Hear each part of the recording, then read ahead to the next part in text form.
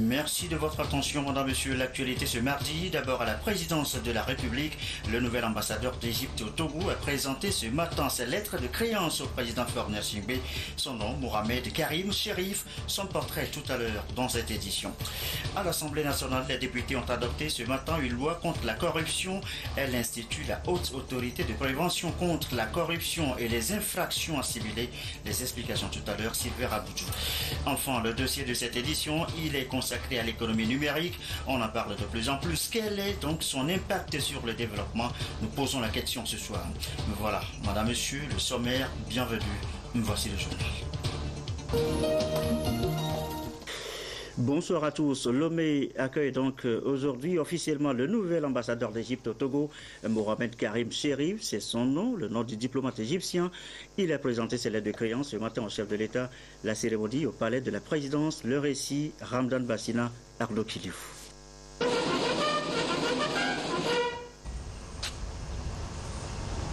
Le nouvel ambassadeur de la République arabe d'Égypte a pour nom Mohamed Karim Chérif. Au palais de la présidence de la République ce jour, il a eu droit aux honneurs dus à son rang.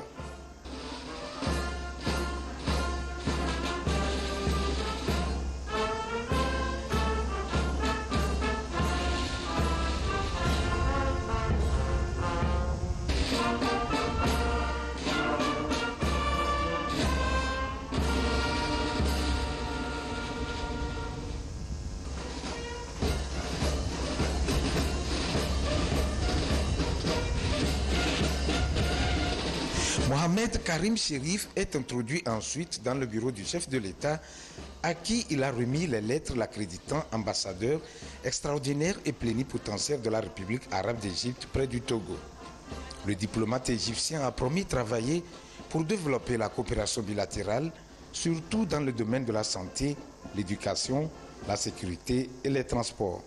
J'étais aujourd'hui honoré de rencontrer son Excellence le Président de la République et de présenter mes lettres de créance. Mon objectif de mon mandat est d'améliorer les relations entre l'Égypte et le Togo et transférer les relations dans un niveau supérieur et aussi d'assurer que l'Égypte rentre fracassant dans l'Afrique généralement et spécialement avec le Togo. Je porte avec moi beaucoup des idées, des projets de coopération entre l'Égypte et le Togo dans plusieurs domaines et on a discuté ça avec son Excellence le Président et je pense que les relations, il y a la base historique, il y a la base forte de cette coopération entre l'Égypte et le Togo. Actuellement l'aviation civile, le transport maritime, l'agriculture, l'irrigation, la santé et aussi dans le domaine sécuritaire et le domaine militaire. Mais plus important la santé et plus important la construction ici. On a actuellement la plus grande société de construction égyptienne, les contracteurs arabes, a été établi ici, a été créé ici, ils sont bien installés ici et à partir de la mois dernier, ils sont actifs, ils travaillent dans une autoroute entre le Palemier et le Atapami. Et ils sont ici pour rester, pour faire beaucoup de travail, pour faire plaisir de travail dans l'avenir. Né le 28 août 1970, Mohamed Karim Chérif est un diplomate de carrière. Il a obtenu son diplôme supérieur en commerce à l'université de Elvan au Caire en 1992. Après avoir terminé ses études à l'Institut diplomatique, il a servi dans les ambassades égyptiennes en Indonésie, en Allemagne et au Bahreïn. Avant sa nomination comme ambassadeur d'Égypte au Togo, il était assistant adjoint aux affaires étrangères pour l'Afrique de l'Ouest et du Centre. Mohamed Karim Chérif est marié et père de famille. Voilà, avec cette accréditation, c'est la coopération entre le Togo et l'Égypte qui se trouve ainsi renforcée. Autre pays avec lequel notre pays, le Togo, entretient de bonnes relations, des relations plutôt historiques, la France. Elle célèbre aujourd'hui, vous le savez, ce 14 juillet, le 225e anniversaire de sa révolution, la fête nationale française. Donc, le Togo s'associe à cette célébration. La présence ce matin du Premier ministre, comme Michel Classou, à la résidence du diplomate français pour la commémoration du 14 juillet, en dit largement davantage. Et Demso Souko.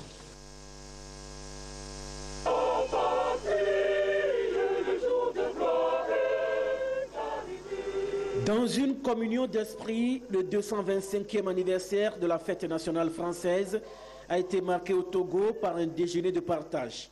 Un déjeuner dit de l'amitié qui a regroupé Français, Togolais et bien d'autres personnalités étrangères. Ils sont aujourd'hui près de 3500 Français vivant au Togo. Et au Togo, la France s'affirme à travers sa diplomatie, ses ONG, ses associations bénévoles qui portent si bien au Togo une valeur républicaine, la fraternité. Le 14 juillet, fête nationale française, célèbre ces valeurs et notamment l'unité de tous les Français. Ce que nous célébrons ensemble aujourd'hui, ce n'est pas seulement le 14 juillet 1789, jour de la prise de la Bastille, contrairement à une idée reçue. Nous fêtons également le 14 juillet 1790, premier anniversaire de la prise de la Bastille, mais surtout symbole de la réconciliation nationale. Lafayette, qui commandait la garde parisienne, avait eu à cœur de faire célébrer l'unité de tous les Français. Le 14 juillet est donc biface.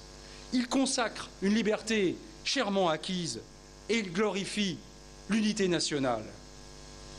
Dès notre Troisième République, en 1880, on a voulu que ce 14 juillet soit la fête nationale et on a voulu ancrer notre nation dans l'histoire et l'associer à des valeurs universelles que la France s'attache aujourd'hui encore à promouvoir et à défendre, mais qui, d'une certaine façon, j'en suis conscient, la dépasse.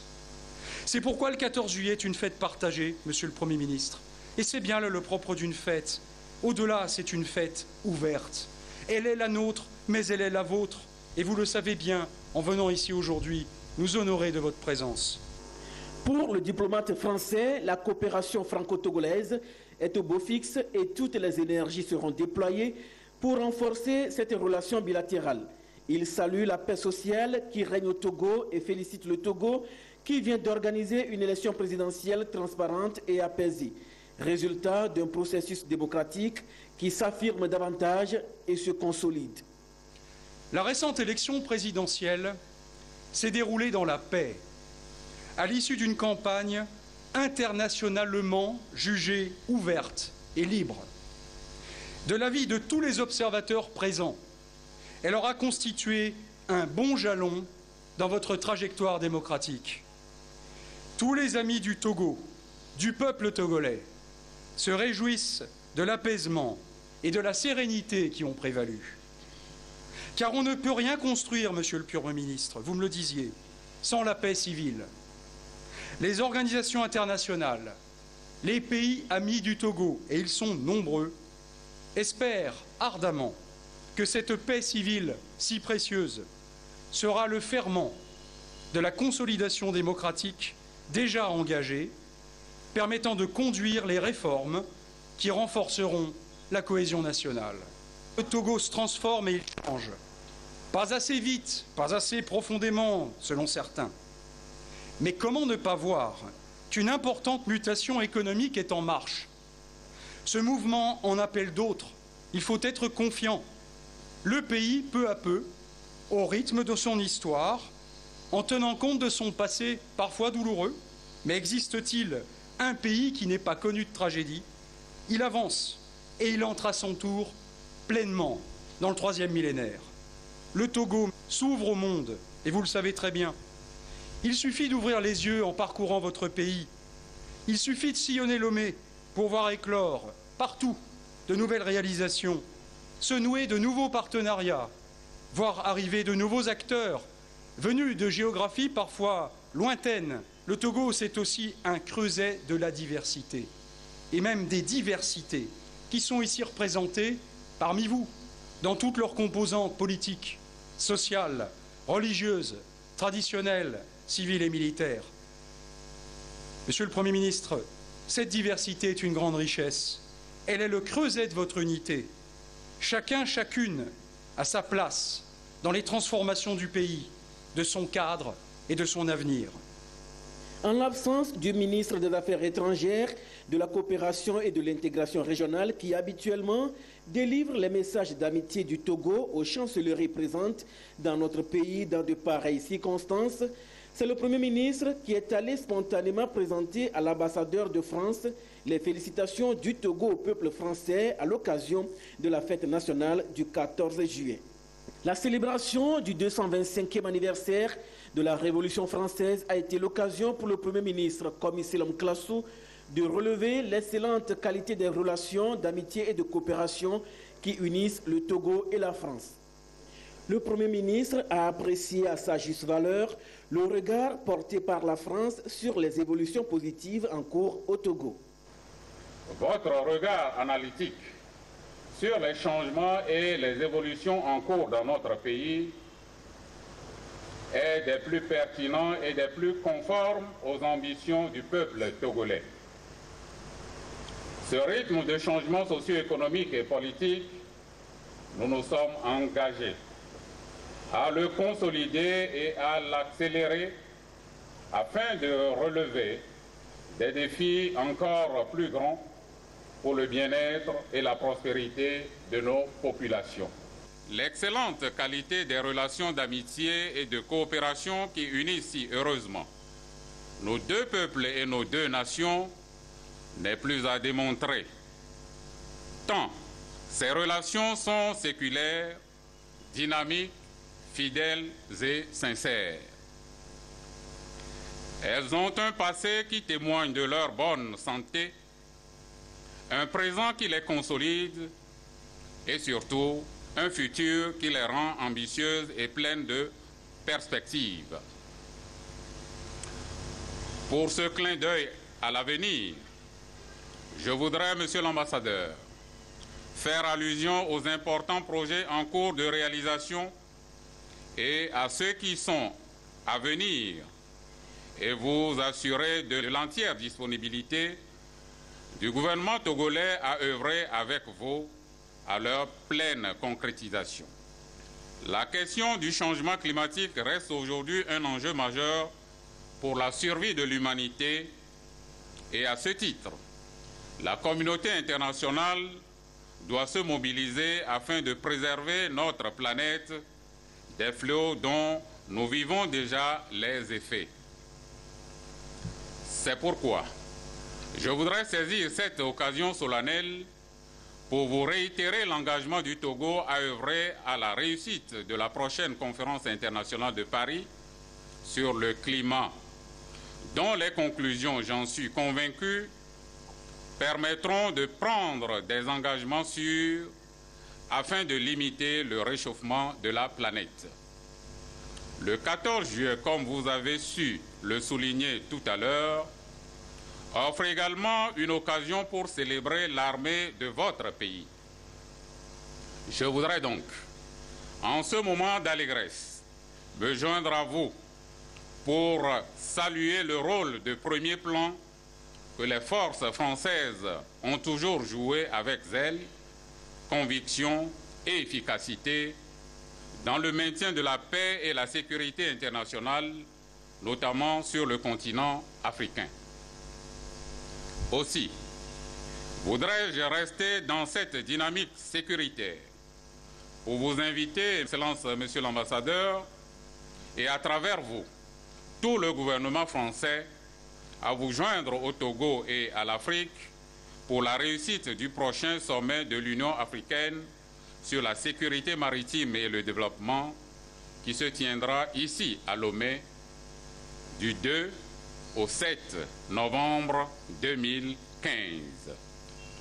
Je voudrais, une fois encore, vous souhaiter une bonne fête et vous prier, au nom du président de la République, son Excellence M. Faure Esazimna Gnassingbé, au nom du gouvernement et du peuple togolais, de bien vouloir transmettre nos vœux de santé et de bonheur à son Excellence François Hollande, président de la République française, et ceux de paix et de prospérité au peuple ami de la France.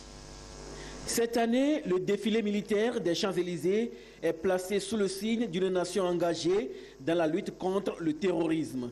Ici, la France prend l'engagement d'accompagner le Togo dans l'accomplissement de son destin là où elle peut faire œuvre utile. Le 8 septembre prochain, il sera procédé à la réouverture de l'Institut français au Togo et plus tard, l'ouverture du centre de formation au métier de l'industrie. Le Togo, on vient de l'entendre, un creuset de la diversité à l'image de la coopération France-Togo, politique, militaire, éducation, santé, infrastructure et que sais-je encore.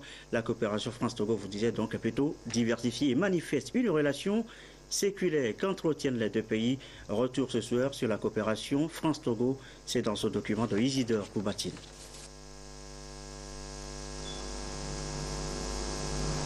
Vieilles aujourd'hui de près d'un siècle, les relations diplomatiques entre la France et le Togo ont évolué et portent aujourd'hui des fruits. L'amitié traditionnelle entre Paris et Lomé ne cesse de se développer, de se renforcer grâce à une volonté politique des dirigeants des deux pays. Dans le cadre de la coopération bilatérale, plusieurs projets de développement ont été réalisés, surtout dans les domaines de l'agriculture, la santé, l'assainissement, l'éducation, la formation professionnelle. Tout ceci grâce à l'Agence française de développement, bras opérationnel du service français de coopération. Nous souhaitons renforcer nos axes d'intervention dans le secteur de l'eau, avec un nouvel acteur qui est arrivé il y a quelques années qui s'appelle la Société Patrimoine des Eaux, la SPO, et qui est maintenant l'institution qui gère les investissements pour l'eau urbaine. Donc nous souhaitons continuer à œuvrer pour que l'accès à l'eau potable en milieu urbain, à la fois à Lomé, des travaux sont en cours dans la ville, je pense que les habitants de Lomé ont pu s'en rendre compte, mais également dans les villes secondaires où il y a encore d'énormes difficultés d'accès à l'eau potable. Et à l'assainissement.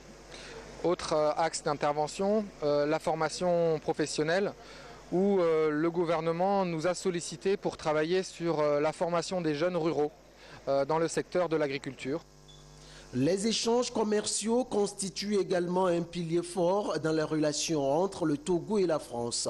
Les exportations françaises vers le Togo se sont élevées à 397 millions d'euros en 2013, soit une progression de 8,5% par rapport à 2012. Les domaines concernés sont essentiellement les produits pharmaceutiques, les biens d'équipement et les matériels de transport. En outre, les entreprises françaises installées au Togo favorise le transfert de la technologie et offre de l'emploi aux jeunes Togolais. Autre domaine, la sécurité et la défense. Une volonté commune pour faire front commun face aux menaces terroristes. Cette coopération de défense est une coopération ancienne, puisqu'elle a débuté au moment de la création des forces armées togolaises, au moment de l'indépendance, et que cette coopération, au fil des ans, est passée d'une coopération de substitution, où les Français étaient aux commandes des forces armées togolaises, à une coopération aujourd'hui de partenariat. La formation des officiers, à l'école des formations des officiers des FAT à Kara, l'école de formation des sous-officiers des forces armées togolaises à Temedja. Donc on apporte nos conseils à l'encadrement togolais pour toutes ces formations un peu différentes. Et parmi ces formations, il y en a une toute particulière qui est le centre d'entraînement aux opérations de maintien de la paix qui se trouve en périphérie de Lomé et qui est un centre national togolais qui prépare les contingents togolais au déploiement aux opérations de maintien de la paix puisque comme vous le savez, les forces armées togolaises sont déployées au Mali principalement et en Côte d'Ivoire. La réorganisation des forces armées togolaises, vous savez, les forces armées togolaises ont lancé leur réforme FAT 2020 et nous nous inscrivons dans cette dynamique pour essayer d'apporter aux forces armées togolaises notre expertise pour la restructuration des forces et la réorganisation. Depuis la coopération française aux relations bilatérales d'aujourd'hui, les deux parties ont su tirer profit de leur coopération et ont toujours en perspective des projets innovants au profit de leurs populations respectives. Un dossier de la rédaction à la faveur donc du 14 juillet, célébré ce mardi en France. Sur place, un défilé militaire dominé par la présence des forces antiterroristes a marqué l'événement. Un reportage France 2 à suivre. Le cœur de l'armée et la flotte de Toulon dessinent la croix de Lorraine au pied de la tribune présidentielle.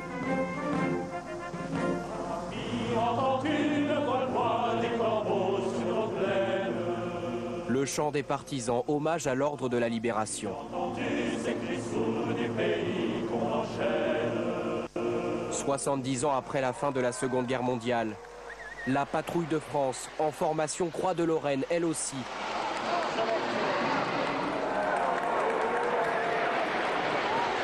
Prouesse inédite pour ces 12 Alpha Jet.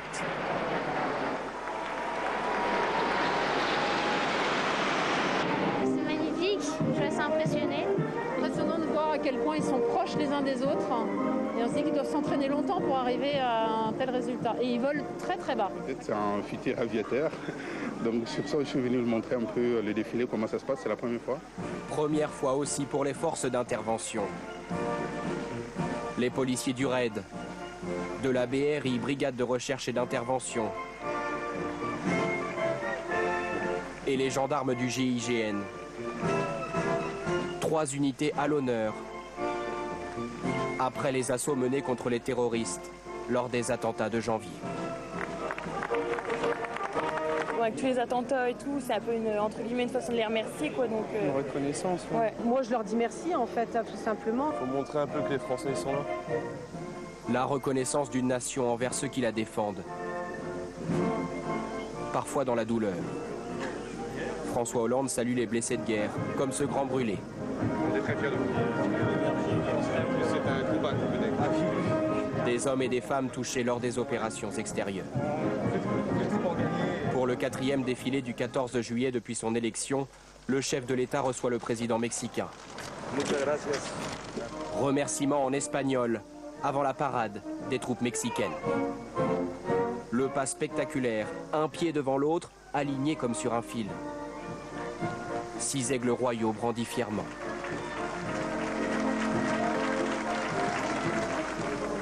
Après le défilé, c'est le bain de foule, entouré de gardes du corps. Cet homme réclame la bise présidentielle. À bientôt. Allez, je file. Merci à vous. Puis François Hollande retourne vers sa voiture. Direction l'Élysée. A signaler aussi l'arrivée à Lomé d'une délégation de la Commission Vérité et Réconciliation du Burundi, au Togo donc, une délégation conduite par son président, Monseigneur Jean-Louis Nahimana. C'est une visite de renforcement de capacité en matière de justice transitionnelle. Il est 20h22, direction maintenant l'Assemblée nationale réunie en plénière ce mardi, la 4e séance précisément à l'ordre du jour, l'examen et l'étude du projet de loi portant création de la haute autorité de prévention contre la corruption et les infractions assimilées. Les explications et le compte-rendu de séance, Sylvain Raboudou. Cette session a été essentiellement consacrée à l'examen du projet de loi portant création de la haute autorité de prévention contre la corruption et les infractions assimilées. Ce projet de loi vise à assainir l'environnement économique et surtout lutter contre la corruption sous toutes ses formes. La mise en œuvre de cet arsenal juridique permettra de réglementer la vie politique et économique pour parvenir à une meilleure gouvernance et contribuer efficacement au projet de la modernisation de la justice amorcé par le gouvernement. Et les groupes parlementaires y adhèrent et ont appelé au vote de cette loi. La corruption est un phénomène réel et préoccupant qui hypothèque la prospérité et la sécurité. Et pour l'endiguer, il faut la conjugaison de tous les efforts, en témoigne la création de cet organe public. Le ministre de la Justice et des Relations avec les institutions de la République a salué l'adoption de cette loi par les parlementaires, une réponse à la promotion de l'état de droit et de la bonne gouvernance. Ayant pris la mesure de la situation, le gouvernement a engagé des réformes allant dans le sens de la rationalisation des dépenses publiques et du renforcement du cadre juridique et institutionnel de la lutte contre la corruption afin d'assurer la promotion de l'état de droit et de la bonne gouvernance.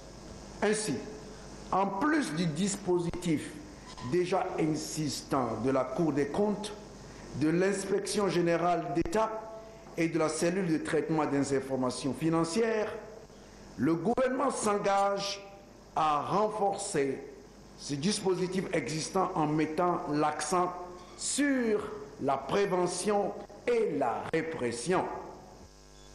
Ce texte comporte 19 articles répartis en 6 chapitres. Le président de l'Assemblée nationale, Draman Dramani, a félicité les députés pour ce vote historique et a réitéré l'engagement de l'Assemblée nationale à contribuer au combat contre ce fléau.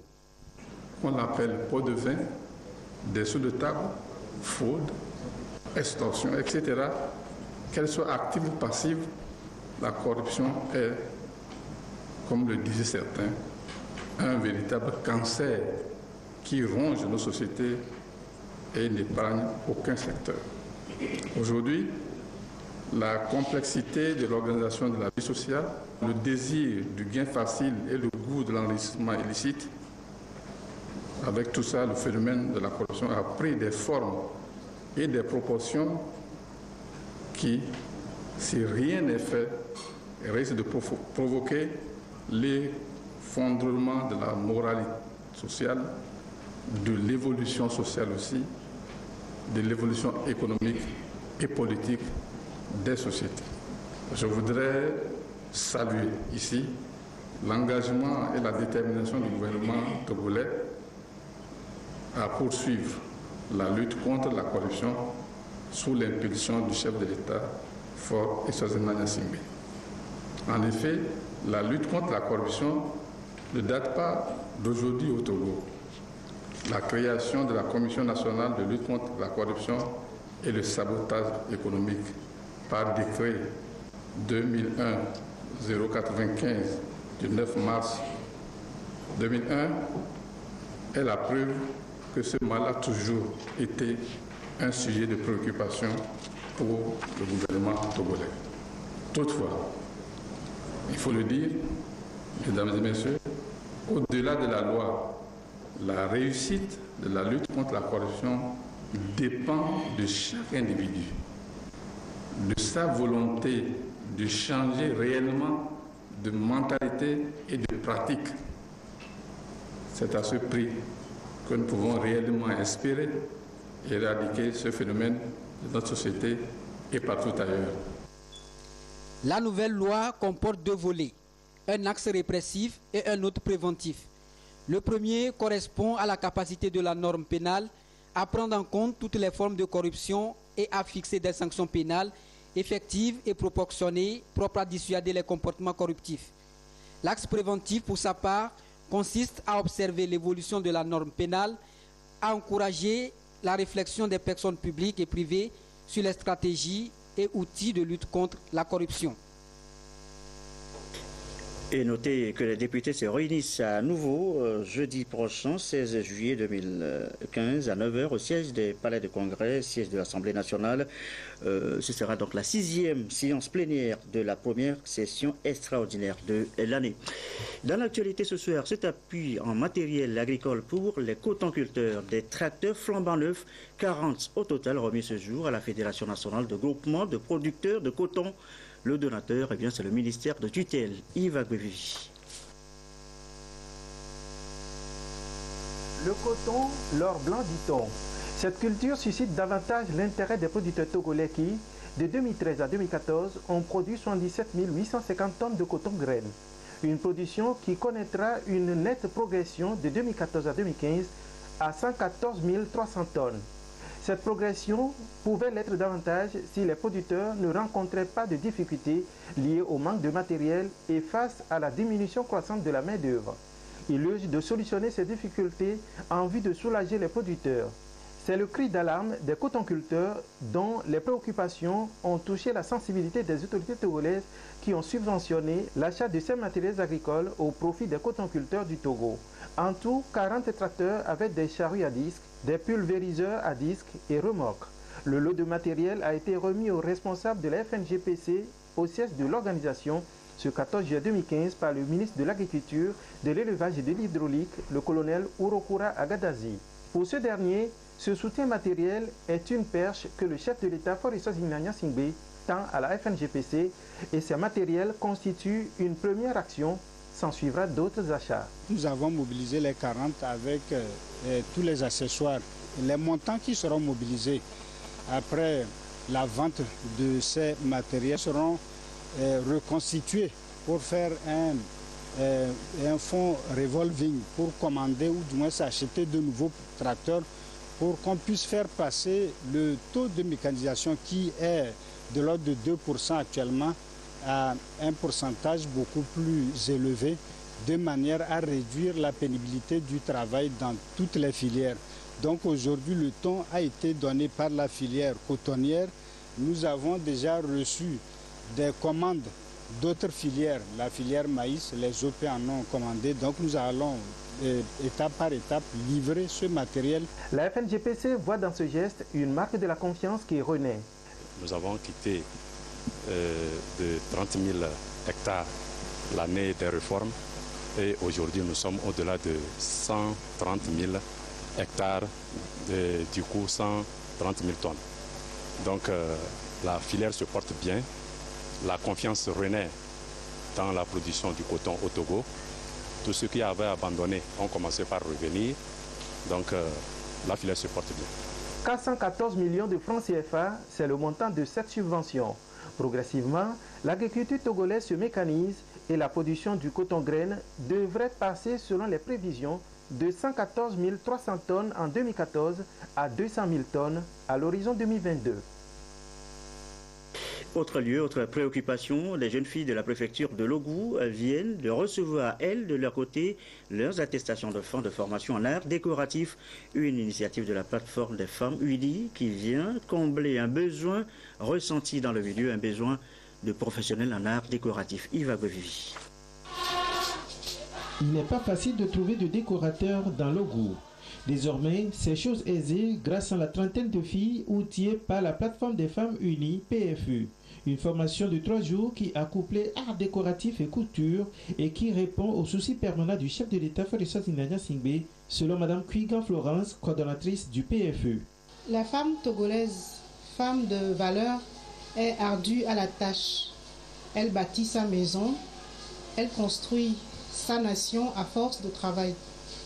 Dans notre parti et dans la vision de notre chef, le président Faure, l'approche de la politique se fait par et pour les citoyens.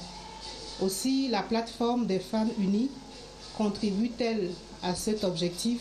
Nous avons décidé de former les jeunes femmes du parti pour des initiatives. Elles dépendent d'elles-mêmes et soient autonomes comme nous-mêmes. À la remise des attestations aux bénéficiaires, le point focal de Unir dans Logou a encouragé les filles à saisir l'occasion qui leur est offerte pour s'affirmer. Nous avons compris le message et allons nous saisir des opportunités mises à notre disposition. Elles ont exprimé. Avec la formation que nous avons reçue, je vais me mettre à mon compte. Nos encadreuses nous ont parlé des crédits AGICEF pour les jeunes. Nous allons nous organiser pour pouvoir en bénéficier. Chacune des filles formées a reçu un kit composé de matériel nécessaire pour le démarrage de son entreprise. Ensemble et d'une seule voix, elles ont dit merci au chef de l'État qui, selon elles, a voulu, par sa politique, de telles initiatives. Dans le reste de l'actualité, cette séance de formation à la Fédération togolaise de football, formation pour les journalistes sportifs, et faire le travail autrement et surtout professionnellement, eh bien, c'est l'objectif poursuivi par la JST, l'association tutelle des participants Jean, Kofi et Dedi. L'association des journalistes sportifs du Togo, AJST, veut mettre à la disposition des journalistes sportifs des médias publics et privés des éléments d'appréciation sur les questions d'éthique et de déontologie. D'où ce séminaire dont les communications et débats s'articulent autour de 3 modules.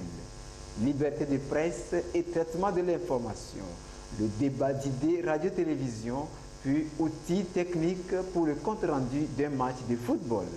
Nous avons constaté quand même qu'il y a certains manquements au sein de la corporation par rapport à ces différents exercices. On sait qu'il y a encore d'autres choses à faire, mais pour le moment, il faut aller donc petit à petit.